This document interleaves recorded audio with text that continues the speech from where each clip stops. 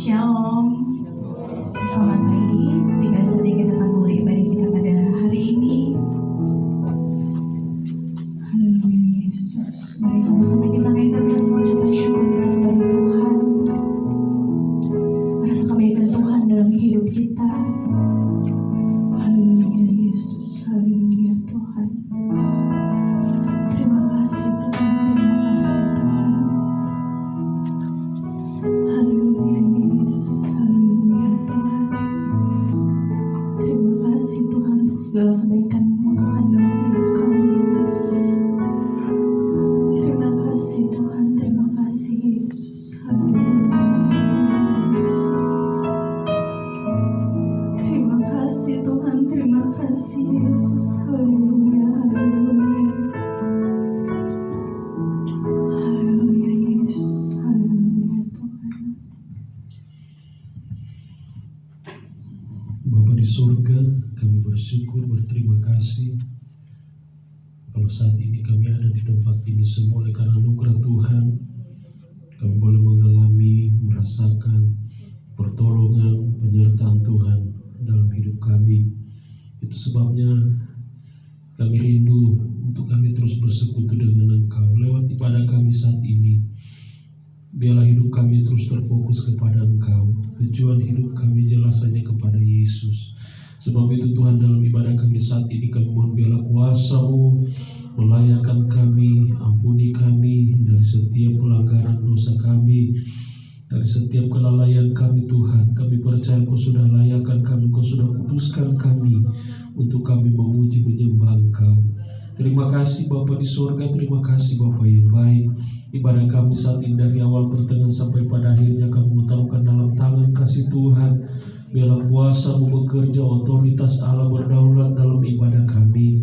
Engkau yang mengambil alih dari awal pertengahan sampai pada akhirnya, sehingga kami penuh dengan sorak-sorak sukacita.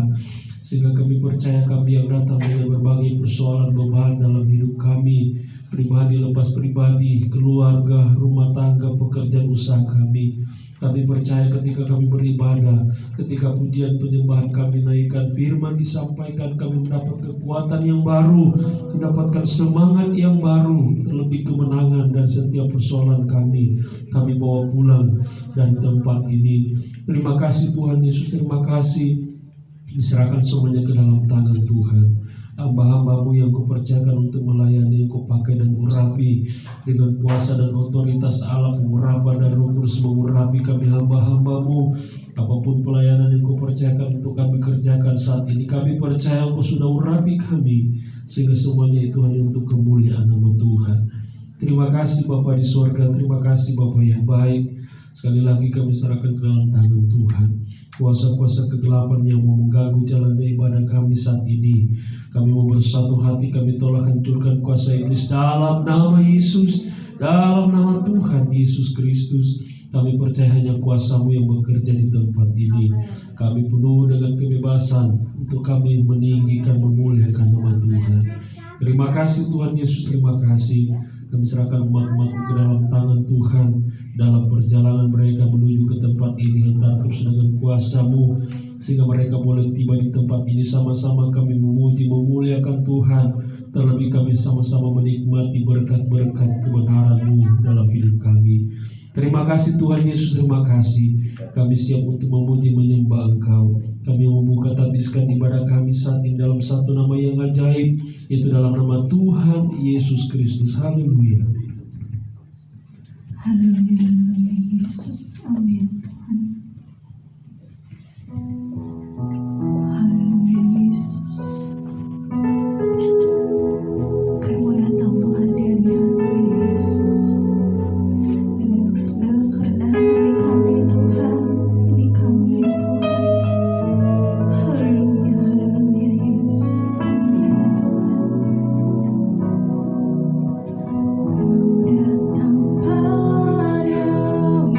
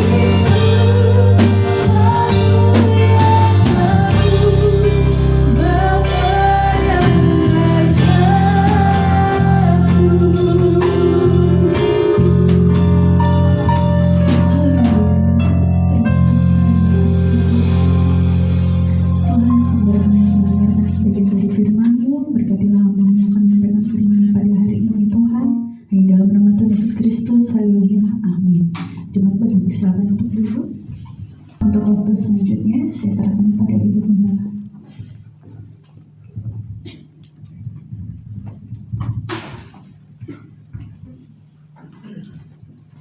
Puji Tuhan, selamat pagi saudara yang dikasihi Tuhan.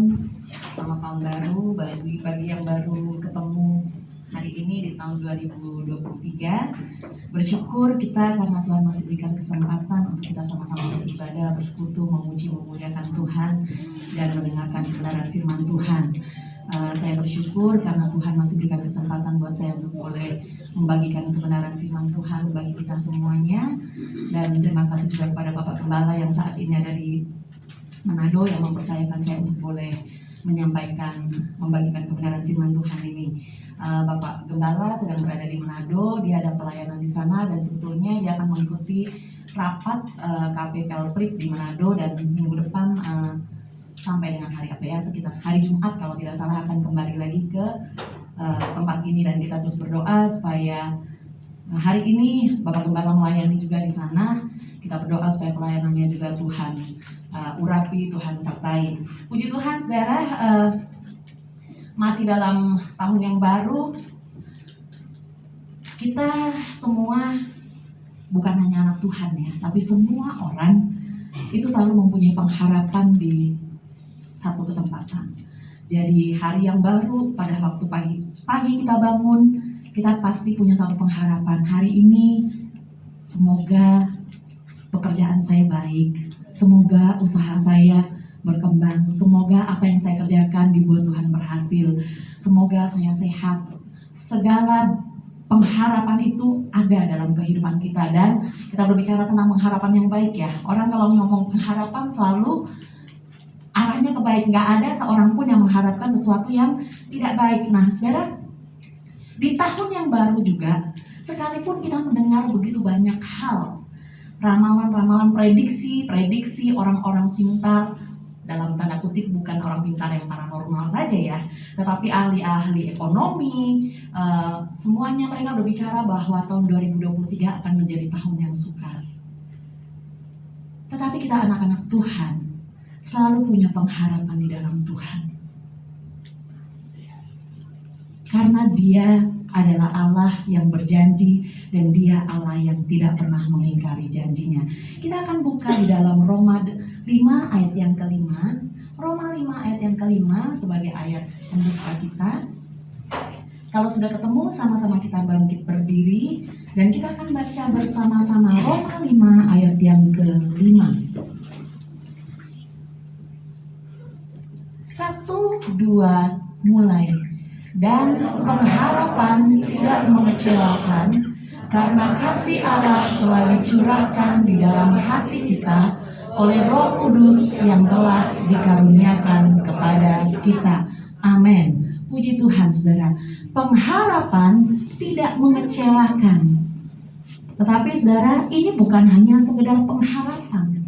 Pengharapan yang tidak mengecewakan adalah pengharapan di dalam Yesus. Nah saudara, sebelum kita masuk lebih jauh lagi, kita berbicara dulu tentang pengharapan itu saudara. Ketika kita menikah, mau memasuki rumah tangga yang baru, ada harapan nanti rumah tangga saya akan diberkati, saya nanti akan membangun rumah tangga ini, saya akan begini, saya akan begitu. Orang yang bekerja juga punya pengharapan. Saya berharap awal tahun begini naik gaji. Saya berharap promosi jabatan. Saya berharap saya bisa diterima di perusahaan yang lebih baik, dengan gaji yang lebih baik, dengan fasilitas yang lebih baik. Ada begitu banyak harapan. Kalau kita mau bicara harapan kita satu-satu apa? Nggak akan cukup itu kertas untuk menulis pengharapan-pengharapan kita. Apakah salah orang berharap? Enggak. Kita harus punya pengharapan. Kita harus selalu punya pengharapan, karena pengharapan itu yang akan membuat kita bergerak maju. Pengharapan itu akan membuat kita enggak goyang, enggak akan kita ketika kita menghadapi rintangan dengan punya pengharapan itu, kita akan terus, saya masih punya harapan. Saya enggak akan menyerah. Saya akan terus maju. Saya akan usahakan yang lain karena saya masih punya harapan. Setiap orang harus punya harapan. Ketika seseorang sudah mulai tidak mempunyai pengharapan, sudah bahaya, saudara. Sedangkan orang yang sudah mendekati ajal pun masih punya pengharapan. Jadi setiap kita harus punya pengharapan, tetapi pengharapan yang seperti apa? Nah, saudara, pengharapan itu terjadi, kita punya pengharapan karena didasari sesuatu yang kita percayai, saudara. Kita punya iman, jadi korelasi antara iman dengan pengharapan itu sangat erat. Kita memiliki iman, sehingga iman itu akan membawa kita pada satu pengharapan. Pengharapan itu akan membuat iman kita semakin kuat. Ketika kita mulai goyah, tapi kita masih punya satu pengharapan, iman kita akan dibangkitkan kembali. Aku harus kuat, aku harus tetap di sini. Aku percaya Tuhan pasti tolong. Jadi korelasi antara iman dan pengharapan itu sangat kuat. Nah, saudara, di dalam Ibrani 6 ayatnya yang ke-19 dan ke-20 kita akan baca. Ibrani 6 ayat 19 sampai yang ke-20. Pengharapan itu adalah sau yang kuat dan aman bagi jiwa kita yang telah dilabuhkan sampai ke belakang tabir, di mana Yesus telah masuk sebagai perintis bagi kita ketika ia menurut peraturan Melkisedek menjadi imam besar sampai selama-lamanya. Saudara, dari ayat ini sebetulnya intinya adalah ketika kita punya pengharapan, dan pengharapan itu di dalam Yesus, itu pengharapan itu udah pasti, pengharapan itu tidak akan mengecewakan. Kenapa? Kita manusia berdosa. Ketika manusia jatuh di dalam dosa, hubungan kita dengan Allah rusak. Tidak ada pengharapan buat kita. Tetapi Yesus, anak Allah, memberikan nyawanya menebus dosa kita, sehingga kita orang-orang tebusan selalu punya pengharapan di dalam Tuhan. Nah, saudara, ayat ini berkata, di dalam ayat yang ke-19 berkata, pengharapan itu adalah sau yang kuat dan aman bagi jiwa kita. Saya akan berbicara, saya akan sharing fokus pada kalimat ini, saudara. Pengharapan itu adalah sau yang kuat dan aman bagi jiwa kita. Sau itu jangkar, saudara. Ketika kapal mau berlabuh, dia akan menurunkan jangkarnya supaya kapal ini tidak dibawa arus. Opa Hendrik dulu pernah di kapal. Ketika mau berlabuh, pasti turunkan jangkar. Nah, pengharapan ini adalah jangkar, seperti jangkar, saudara. Pengharapan ini adalah jangkar, adalah sau yang kuat dan aman bagi jiwa kita. Tetapi, saudara, ketika sau ini, pengharapan ini tidak tertambat pada tempat yang benar, itu nggak akan jadi satu hal yang nggak akan menjadi satu jaminan bahwa kita akan aman, saudara. Sau yang di jangkar yang dilepaskan itu tidak hanya sekedar dilepas ya, Opa. Kalau cuma dilepas, kalah sama angin, kalah sama gelombang, kalah sama badai. Tetapi jangkar ini akan tertambat pada batu, atau pada ada satu pegangan yang membuat jangkar ini ngikat. Kan jangkar itu kan ada kanan kirinya, ada begini ya. Nah begini, mengait di satu tempat. Nah, dia harus terkait pada satu tempat, atau mungkin batu karang yang kokoh, yang tidak bisa digoyahkan oleh apapun juga. Dan batu karang itu adalah Yesus. Pengharapan kalau tidak dalam Yesus, nggak ada yang pasti, saudara. Tetapi pengharapan di dalam Yesus, tadi ayat pertama yang kita baca, tidak mengecewakan. Saudara yang dikasihi Tuhan, di dalam bahasa asli, bahasa Yunani pengharapan itu dikatakan menantikan, artinya adalah menantikan. Dalam bahasa Ibrani juga sangat menantikan. Jadi yang namanya pengharapan itu bukan cuma saya punya pengharapan ini selesai, enggak. Tetapi ketika kita punya satu pengharapan, itu memang benar-benar kita nantikan. Saya menantikan, saya punya pengharapan bahwa saya akan misalnya ya, saya akan sembuh dari penyakit saya. Tidak mungkin dengan pengharapan yang seperti itu terus kita berdiam diri, enggak. Pasti ada satu usaha, satu doa, dan satu keyakinan. Saya yakin Tuhan pasti tolong, terus menanti-nantikan pertolongan Tuhan. Itulah yang dinamakan pengharapan, saudara. Nah, saudara yang dikasihi Tuhan, menaruh pengharapan kita harus di dalam Yesus. 1 Timotius 4 ayatnya yang ke-10, kita coba baca. 1 Timotius 4 ayatnya yang ke-10. Itulah sebabnya kita berjerih payah dan berjuang, karena kita menaruh pengharapan kita kepada Allah yang hidup, juru selamat semua manusia, terutama mereka yang percaya. Firman Tuhan mengatakan menaruh pengharapan harus di dalam Yesus. Menaruh pengharapan hanya kepada Allah yang hidup. Nah, saudara, kenapa umat Tuhan harus memiliki pengharapan di dalam Yesus? Kenapa nggak pengharapan di dalam hal yang lain-lain? Hal yang pertama yang akan kita lihat adalah karena Yesus adalah sumber pengharapan, karena Yesus adalah dasar dari pengharapan itu. Kita buka di dalam Roma 15 ayatnya yang ke-13. Roma 15 ayatnya yang ke-13.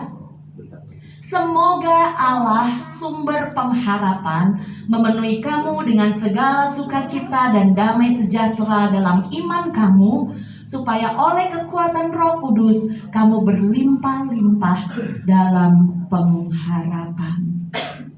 Dia adalah sumber pengharapan kita.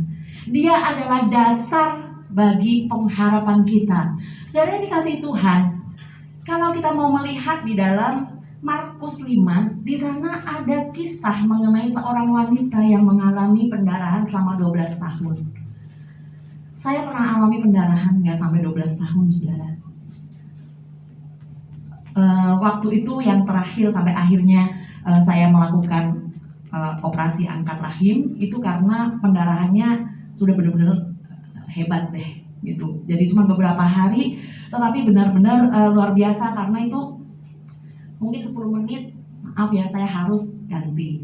10 menit saya harus ganti, karena udah basah, udah kemana-mana, kayak begitu. Itu saya cuma alami 5 hari mungkin, saudara. Mungkin saya alami cuma 5 hari. Tapi pada saat itu saya rasanya udah gak ada tenaga. Saya gak ada tenaga, saya sudah gak ada, benar-benar udah semuanya gak nyaman. Ngambang begitu ya, karena HB pasti rendah. Ngambang, ada dokter di sini, kalau pendarahan pasti HB-nya turun, pasti ngambang, pasti gak keruan. Itu tidur gak enak, maunya tidur terus tapi tidur juga gak enak. Saya gak kebayang wanita ini mengalami pendarahan selama 12 tahun. Tetapi ketika dia mendengar tentang Yesus, dia punya satu pengharapan. Dan pengharapan itu tidak mengecewakan. Saudara yang dikasihi Tuhan, dengan pengharapan yang dia miliki, aku berharap aku ketemu Yesus. Aku berharap ketika aku bertemu Yesus, aku bisa menjamah jubahnya dan aku akan sembuh. Dengan pemikiran yang seperti itu, saudara, kondisi yang sangat lemah, saya yakin dia jauh lebih lemah daripada kondisi saya pada saat itu. Kondisi yang sangat lemah itu bisa membawa dia untuk keluar dari rumah dan mencari Yesus, saudara. Karena apa? Karena dia punya pengharapan. Dia melangkahkan kaki dengan imannya, dengan pengharapannya. Aku harus bertemu Yesus, aku mau bertemu Yesus karena di sana ada kesembuhan, karena di sana ada pemulihan. Melangkahkan kaki keluar dari rumahnya untuk mencari Yesus. Dan dia alami mujizat itu, saudara. Pengharapan itu tidak mengecewakan. Saudara yang dikasihi Tuhan, selain itu saudara, seorang penjahat ketika Yesus mati di atas kayu salib, saudara. Tadi kita berbicara tentang seorang yang sakit, yang membutuhkan pertolongan, saudara. Mungkin dokter sudah angkat tangan. Saya balik ke wanita tadi ya. Mungkin dokter sudah angkat tangan. Dikatakan di dalam Alkitab bahwa hartanya sudah habis untuk berobat, tetapi bukan menjadi lebih baik, tetapi makin parah. Secara manusia nggak ada harapan, saudara. Waktu itu pengobatan belum sehebat sekarang, belum modern, nggak bisa, saudara. Sepertinya tidak ada jalan keluar. Sepertinya sudah nggak mungkin lagi dia akan sembuh. 12 tahun, saudara. 12 tahun. Tetapi karena pengharapannya kepada Yesus, dia terus pertahankan. Dia berangkat, dia alami mujizat Tuhan. Penjahat yang mati di sebelah kanan dan kiri Yesus. Yang satu mengejek Yesus, menghujat, menghina Yesus. Tetapi yang satu dia katakan, kita buka saja ya, di dalam Lukas 23 ayat yang ke-40 sampai dengan ayat yang ke-43. Lukas 23 ayat yang ke-40 sampai 43. Tetapi yang seorang menegur dia, katanya, tidakkah engkau takut juga tidak kepada Allah, sedang engkau menerima hukuman yang sama? Kita memang selayaknya dihukum, sebab kita menerima balasan yang setimpal dengan perbuatan kita. Tetapi orang ini tidak berbuat sesuatu yang salah. Lalu ia berkata, Yesus, ingatlah akan aku apabila engkau datang sebagai raja. Kata Yesus kepadanya, aku berkata kepadamu, sesungguhnya hari ini juga engkau ada bersama-sama dengan aku di dalam Firdaus. Amin. Saudara, penjahat yang di sebelah kiri Yesus ini sudah sampai ada di salib, di tiang gantungan lah istilahnya ya. Sudah tinggal nunggu dia mati aja. Artinya kejahatannya itu tidak bisa diampuni lagi.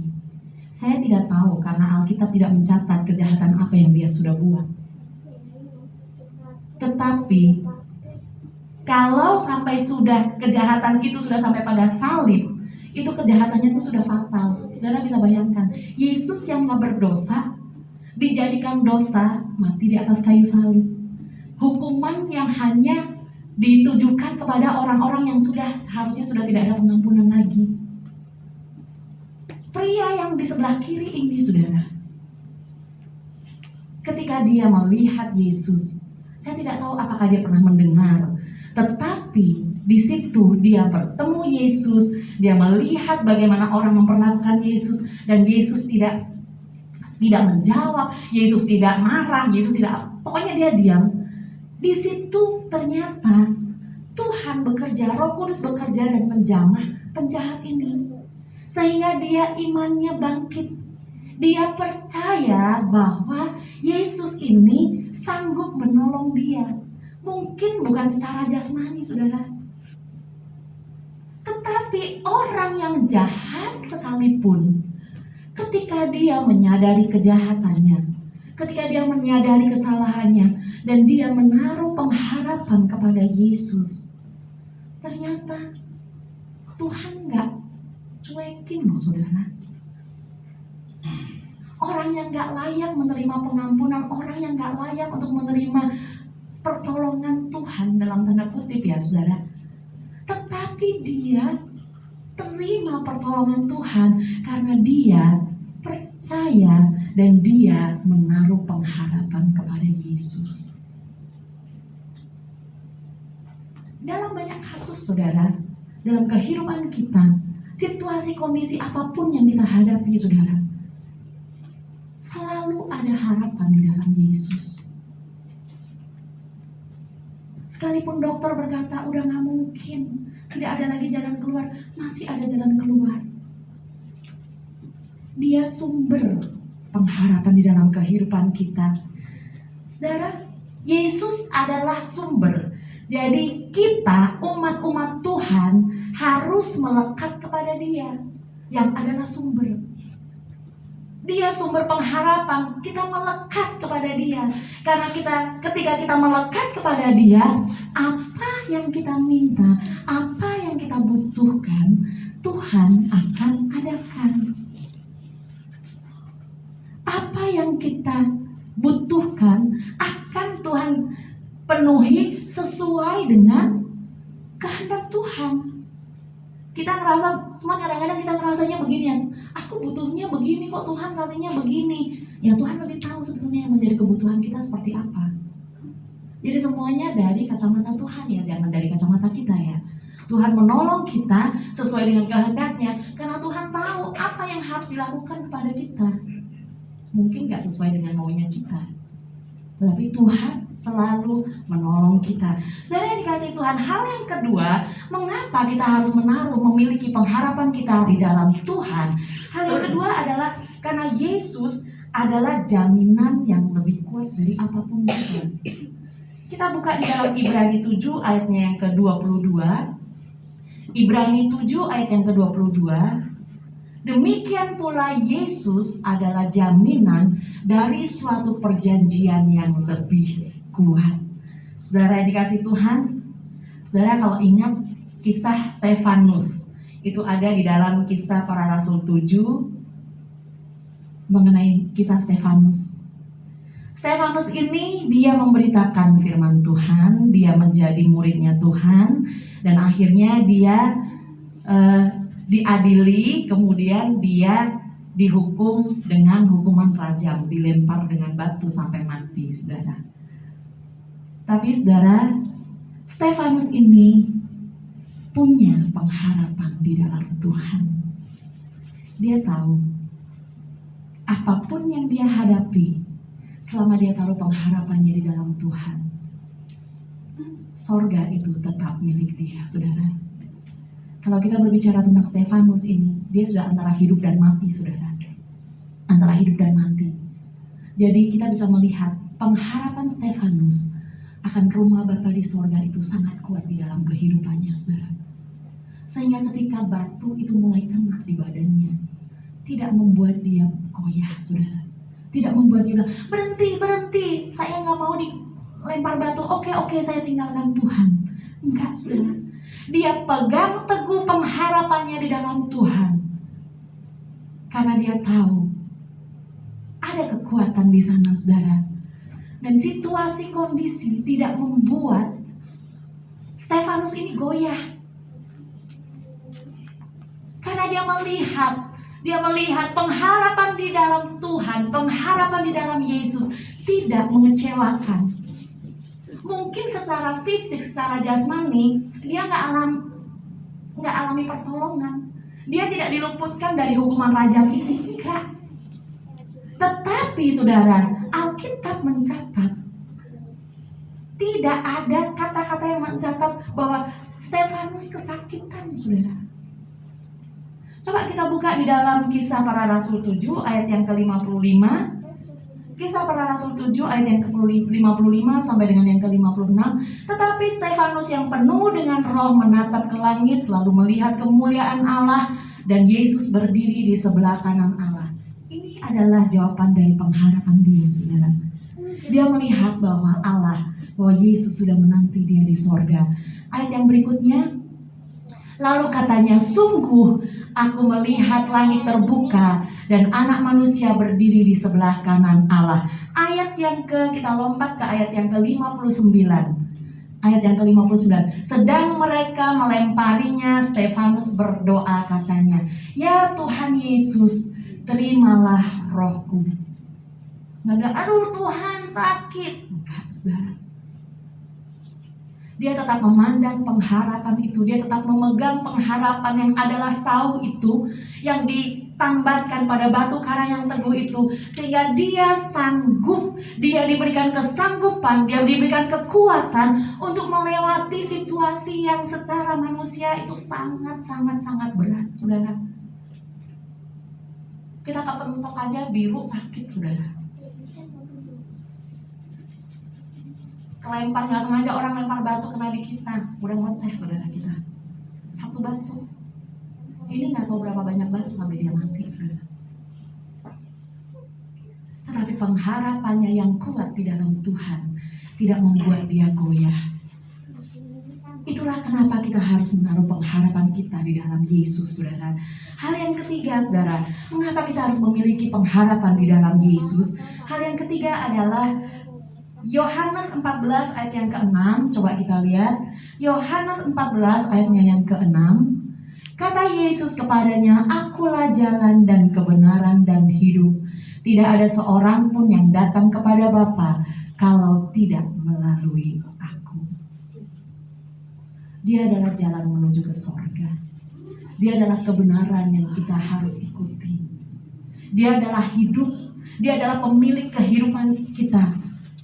Saudara dikasih Tuhan, di dalam Lukas 2 ayat yang ke-11 mengenai kelahiran Yesus, dikatakan, "Hari ini telah lahir bagimu juru selamat."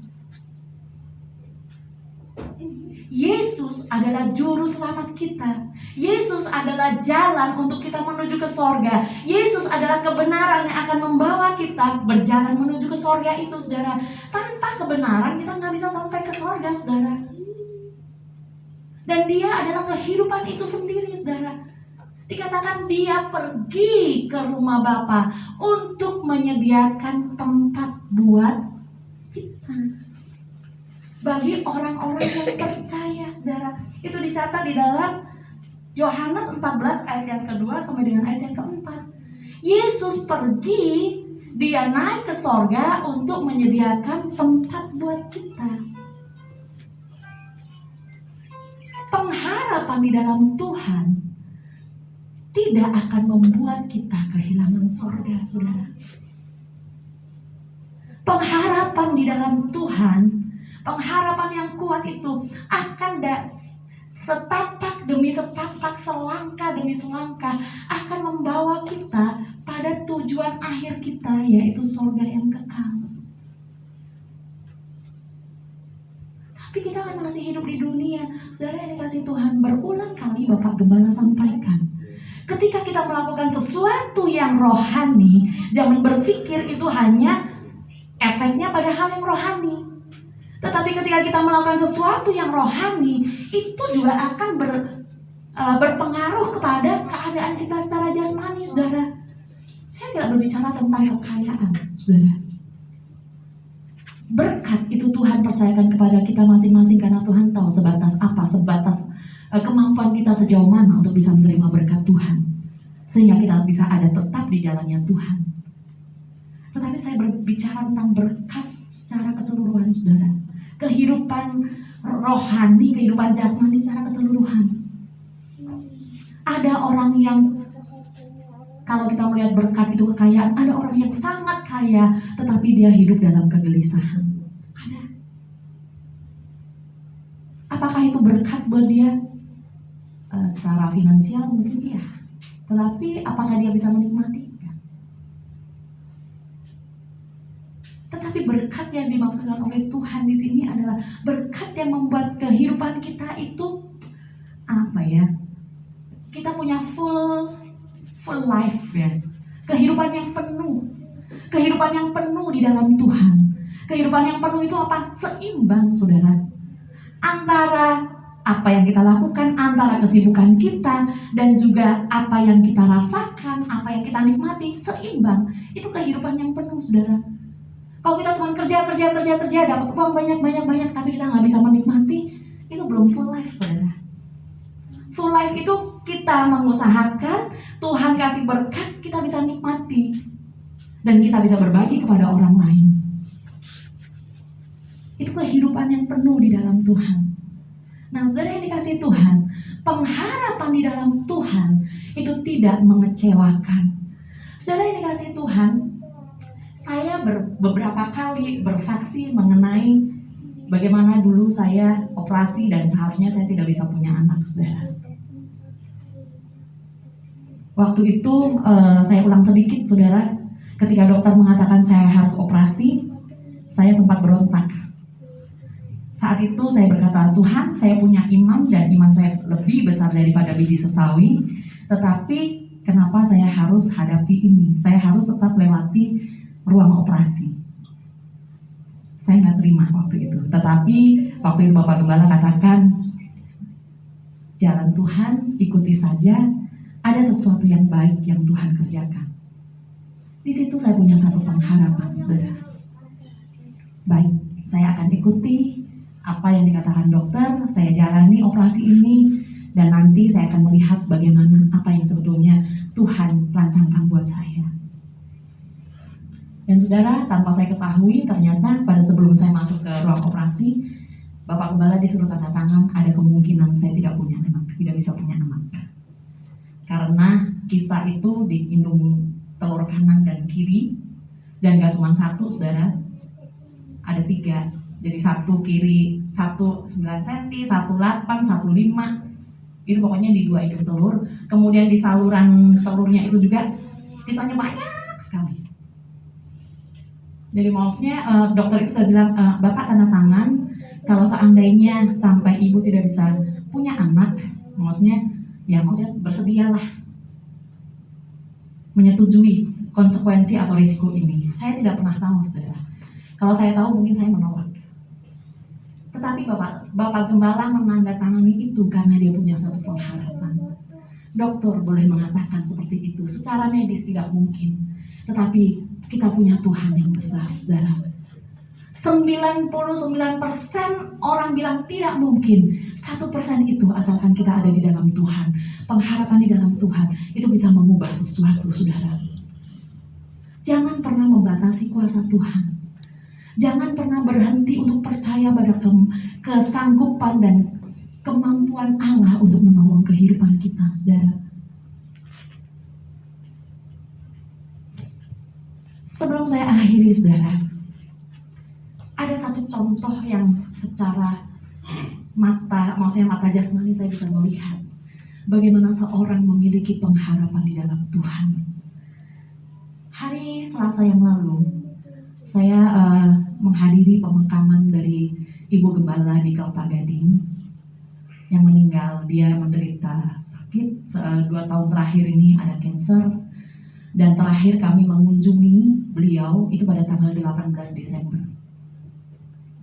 Ketika kami kunjungi Ibu Gembala ini, kami datang masih sadar, saudara. Masih sadar, matanya juga terbuka, tapi dia sudah malas ngomong. Dan kami datang, saya nggak tahu, dia masih tahu kita, tapi dia sudah nggak terlalu. Ini mungkin karena nggak enak sekali ya, karena yang saya tahu bahwa dari mereka bilang sakit sekali itu. Dokter pun bilang itu sakit sekali karena kansernya sudah ada anak sebarnya, sudah menyebar kemana-mana, saudara. Sehingga berapa bulan terakhir sudah hanya di tempat tidur. Waktu kami datang, kami berdoa, dan setelah itu ada anaknya, kita ngomong, ini Ibu Gembala ini yang saya lihat wajahnya tertengadah ke atas. Dan wajahnya itu cerah sekali. Cerah sekali. Kalau dibilang orang sakit, menahan sakit, saya melihatnya, kok wajahnya itu cerah sekali. Dan saudara, yang dia katakan keluar dari mulutnya hanya kata-kata, haleluya, puji Tuhan, haleluya, puji Tuhan. Selama kami ada di sana, saudara, selama kami ada di kamar itu, kami berdoa, kami berbicara kepada anaknya. Itu yang kita dengar, saudara, dengan suara yang sangat lemah. Tetapi wajahnya bukan wajah yang penuh kemarahan, wajah ketakutan, enggak. Kenapa, saudara? Karena dia punya pengharapan di dalam Tuhan. Beberapa bulan sebelumnya ketika kami bertemu, Ibu Gembala masih berkata, doakan tante ya. Pasti tante, pasti kita doakan tante. Dan ketika kami berbicara dengan pengerja yang mendampingi tante selama 24 jam, mereka di rolling begitu, dia katakan, tidak pernah ada satu kata keluhan dari mulutnya. Yang keluar dari mulutnya, haleluya, puji Tuhan, Tuhan baik. Saudara, seorang yang memiliki pengharapan di dalam Tuhan, ketika dia mengalami situasi yang sangat sukar buat dia pun, tidak membuat dia goyah dari Tuhan, tidak membuat keyakinannya terhadap Tuhan goyah. Dia terus menaruh pengharapan di dalam Tuhan. Dia terus tahu dia ada satu harapan di dalam Tuhan. Secara jasmani, pasti ada pengharapan untuk sembuh, saudara. Pasti ada. Karena doakan ya, doakan tante supaya sembuh. Ada itu, saudara. Tetapi di luar dari itu, di samping dari itu, pengharapan yang tidak pernah mengecewakan ini adalah pengharapan tentang bertemu dengan Yesus. Pengharapan bahwa di akhir kehidupannya dia menikmati berkat, dia menikmati upah, dia menikmati janji Tuhan, dia menikmati sorga yang kekal bersama dengan Tuhan. Saya tidak mengatakan bahwa kita di dunia kita harus menderita, enggak, saudara. Tetapi seperti tadi yang saya sampaikan, ketika kita memiliki sesuatu, kita melakukan sesuatu yang rohani, itu akan berefek pada sisi jasmani kita. Jadi terus pandang Yesus, terus taruh pengharapan di dalam Yesus, terus lakukan apa yang menjadi firman Allah. Kadang-kadang gak sesuai dengan maunya kita, tetapi apa yang Tuhan suruh kita lakukan, itu akan membawa kita selangkah demi selangkah demi selangkah pada pencapaian dari apa yang kita harapkan, saudara. Tuhan gak pernah ingkar janji, saudara. Ketika dia berjanji untuk menolong kita, dia tidak pernah ingkar janji. Dia pasti menolong kita. Tapi banyak kali kita sudah menetapkan, ini loh Tuhan, pertolongan Tuhan itu harusnya seperti ini. Sekarang Tuhan, harusnya sekarang, sementara Tuhan punya waktunya sendiri untuk menolong kita. Saudara yang dikasih Tuhan, apabila saat ini, hari-hari ini, kita masih diizinkan oleh Tuhan di dalam masa penantian itu, saudara, tetap pegang pengharapan di dalam Tuhan, saudara. Jangan berhenti.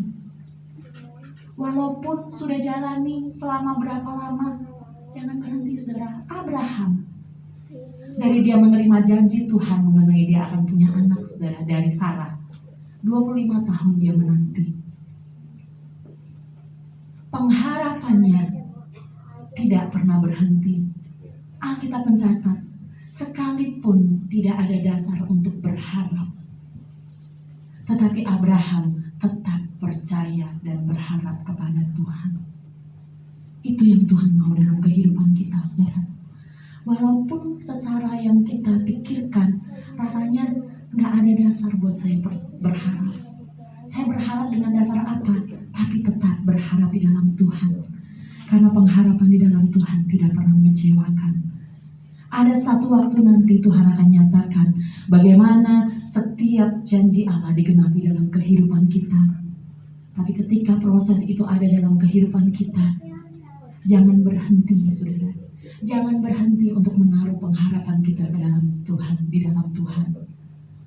Karena Dia Tuhan yang sanggup untuk menolong kita. Kita akan baca kembali ayat tadi yang pertama kita baca di dalam Roma 5 ayat yang kelima.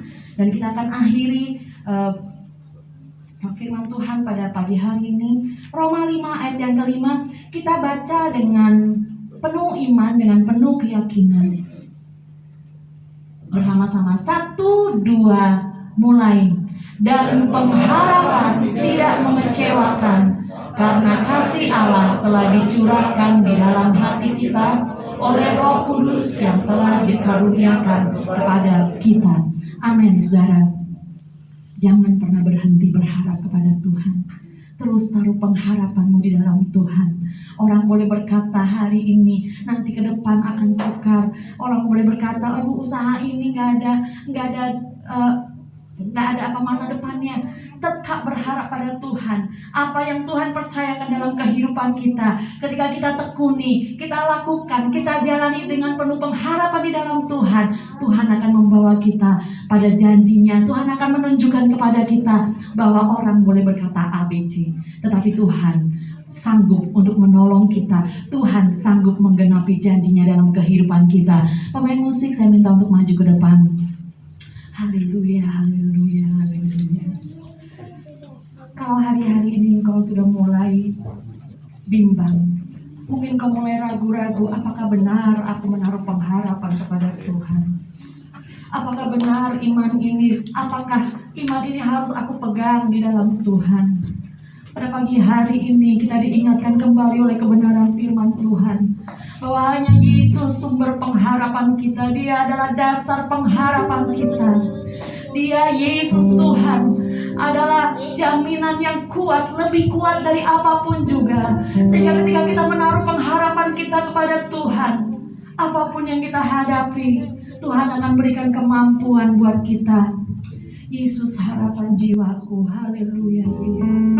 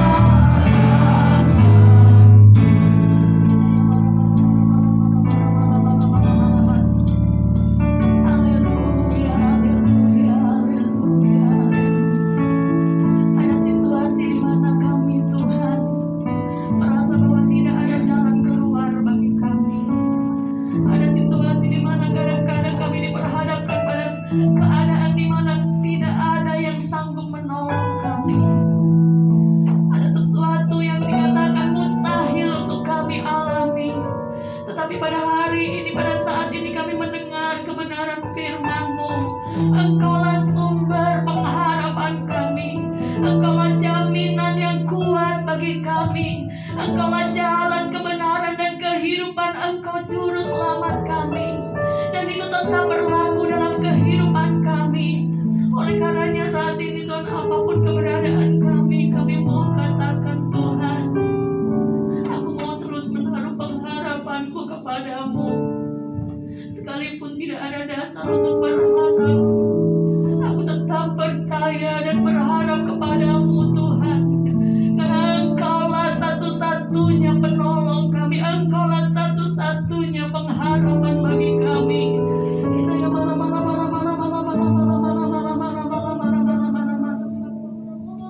tilik Tuhan setiap umat-umat pada saat ini Tuhan. Apapun yang menjadi keberadaan mereka Tuhan, Engkau tilik Tuhan. Dan biarlah firman yang datang ini menjamah, menyentuh hati mereka, memberikan kekuatan bagi mereka, kekuatan bagi kami Tuhan, untuk kami terus berharap kepadamu Tuhan. Kami percaya Engkau punya cara yang tepat untuk menolong kami, Engkau punya waktu yang tepat untuk menolong kami. Tetapi yang Engkau mau, kami tetap ada di dalam Engkau Tuhan. Kami tetap menaruh pengharapan kami di dalam Engkau, karena Engkau sanggup melakukan segala perkara. Tidak ada yang mustahil bagi Engkau Tuhan. Engkau sanggup menolong kami, Engkau sanggup memulihkan kehidupan kami, Engkau sanggup membuka jalan bagi kami, Engkau sanggup menyembuhkan kami, Engkau sanggup melepaskan kami dari yang jahat. Engkau sanggup Tuhan, Engkau Allah yang sanggup. Terima kasih Tuhan Yesus.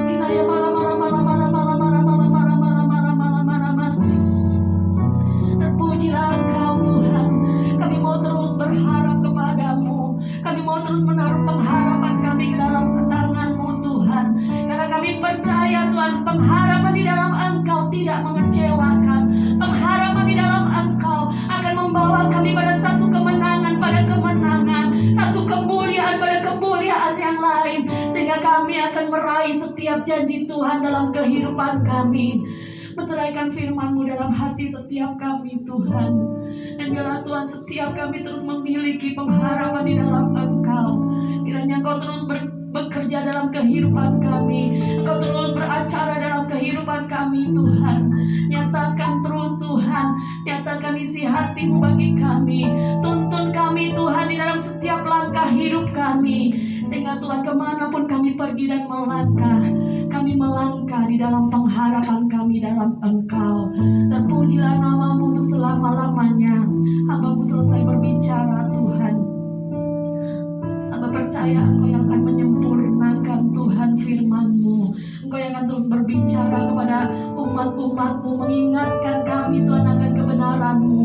Dan biarlah Tuhan Yesus memasuki tahun 2023 ini, kami bisa melangkah dengan pasti di dalam pengharapan di dalam Yesus Kristus Tuhan kami. Terpujilah nama-Mu untuk selama-lamanya. Di dalam nama Tuhan Yesus Kristus kami sudah berdoa dan mengucap syukur. Haleluya. Amin. Puji Tuhan, silakan duduk. Waktu selanjutnya saya kembalikan kepada pemimpin pujian.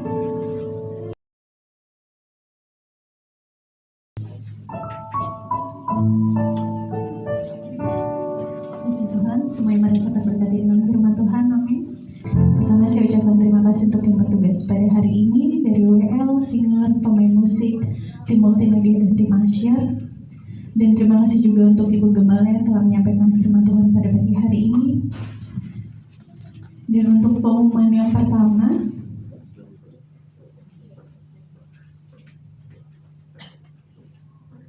apabila jemaat masih ada yang memberikan persembahan secara online atau transfer, untuk persembahan pertama atau operasional dapat ditransfer ke rekening BCA 12814558872 atas nama Bapak Dedi Chandra Dinata. Lalu untuk persembahan kedua atau untuk pembelian ruko kedua dapat ditransfer ke rekening BCA digital 00093726169 atau dengan kode banknya 501 atas nama Bapak Aditya Sumirat. Dan untuk persembahan persepuluhan dapat juga ditransfer ke rekening BCA 740051654 atas nama Bapak Yanca Manore. Dan bagi jemaat yang telah mentransfer persepuluhannya dapat menghubungi Bapak atau Ibu Gembala untuk didoakan. Lalu untuk persembahan sekolah minggu dapat ditransfer ke rekening BCA 572542637 atas nama Ibu Ida Agustin Supriyatna. Dan untuk hari Rabu ada ibadah komsel di Pasar Minggu jam 19.30. Dan untuk hari Jumat ibadah gabungan PLPRIP dan WSP di gereja jam 7 malam. Dan untuk hari Sabtu doa pagi jam 7 sampai 8 di gereja. Dan untuk minggu depan ibadah YMB masih belum ada ya. Hari Sabtu, jadi ibadah YMB mulai perdana tanggal 28 Januari. Dan untuk minggu depan ibadah dilakukan secara satu kali aja, pagi jam 8 pagi. Jadi untuk ibadah sore dilakukan secara online. Mungkin ada tambahan pengumuman dari Ibu Gembala. Baik, sama-sama kita akhiri ibadah kita pada pagi hari ini. Mari semua itu bangkit berdiri. Nanti dengan kasih Kristus Bapak Rambi waktu untuk menggembala. Mari kita tunduk kepala, kita berdoa. Kembali kami bersyukur oleh karena kemurahan Tuhan kami boleh menyelesaikan ibadah kami yang Tuhan sudah berkati. Kami percaya setiap apa yang kami sudah lakukan saat ini, hati Tuhanlah yang disenangkan. Sebab itu kami berdoa, Engkau terus memberkati hamba-hambamu yang sudah melayani, terlebih hambamu Bu Gembala yang sudah melayani kami dengan kebenaran firman-Mu. Doa kami terus Tuhan Engkau pakai lebih lagi pengurapan dari Roh Kudus, mengurapi Bu Gembala dalam mendampingi Bapak Gembala dalam pelayanan pekerjaan-Mu yang ada di tempat ini. Sebab itu Tuhan kami serahkan semua dalam tangan kasih Tuhan. Kami percaya mereka semua ada dalam keberkatan Tuhan. Bersama-sama sebelum kami berpisah dari tempat ini berdoa secara khusus untuk Bapak Gembala yang tidak bersama-sama dengan kami, yang saat ini sedang berada di luar daerah. Kami serahkan dia ke dalam tangan Tuhan, dimanapun dia berada, bahkan dalam pelayanan yang dia sedang kerjakan saat ini. Tuhan, kami mohon biarlah urapan-Mu mengurapi hamba-Mu Bapak Gembala dengan pengurapan yang khusus dari Tuhan, sehingga pelayanannya kami percaya pelayanan yang diberkati oleh Tuhan, sampai dia boleh kembali lagi ke tempat ini bersama-sama bertemu dengan keluarga dan bertemu kami dengan jemaat Tuhan yang ada dalam keadaan yang sehat akan diberkati oleh Tuhan. Terima kasih Tuhan Yesus, terima kasih. Kami serahkan semua pergumulan umat-Mu ke dalam tangan kasih Tuhan. Dalam pekerjaan rumah tangga usaha mereka diberkati selalu Tuhan. Mereka menghadapi persoalan, kami percaya kuasa-Mu lebih besar dari segala yang kami hadapi. Sebab itu kuasa-Mu yang kami andalkan. Kami punya pengharapan yang penuh hanya kepada Tuhan. Terima kasih Tuhan Yesus, terima kasih. Kami serahkan semua hidup kami ke dalam tangan kasih Tuhan. Kami sama-sama berdoa setiap program-program yang ada di GPDI Kota Wisata ini, baik program-program diakonia yang ada setiap wadah, kami serahkan terus ke dalam tangan Tuhan. Engkau yang turut campur tangan, Engkau juga yang menyelesaikan semuanya itu Tuhan. Terima kasih Tuhan Yesus, kami berdoa kalau ada di antara jemaat-Mu yang saat ini sedang sakit, dimanapun mereka berada, di rumah mereka, di rumah sakit, doa kami dari tempat ini, Engkau yang Maha Kuasa, Engkau ada bersama dengan mereka, Engkau menyembuhkan, memulihkan dalam nama Yesus. Kuasa darah Yesus sanggup menyembuhkan umat-umat-Mu, sehingga mereka boleh menikmati berkat-berkat yang indah dari Tuhan. Terima kasih Tuhan Yesus, terima kasih Bapa yang baik. Kami berdoa untuk bangsa kami serahkan dalam tangan Tuhan. Dari pimpinan-pimpinan kami Tuhan, Presiden, Wakil Presiden, para Menteri, TNI, Polri yang terus bekerja untuk bangsa Indonesia ini, kami serahkan dalam tangan Tuhan. Kami percaya bangsa Indonesia ini ada di hati Tuhan. Engkau juga yang akan terus memulihkan perekonomian bangsa Indonesia ini, sehingga kami warga Indonesia, kami akan menikmati hidup aman sejahtera di Indonesia kami yang kami cintai ini. Terima kasih Tuhan Yesus, terima kasih. Sekali lagi kami serahkan semua hidup kami ke dalam tangan Tuhan.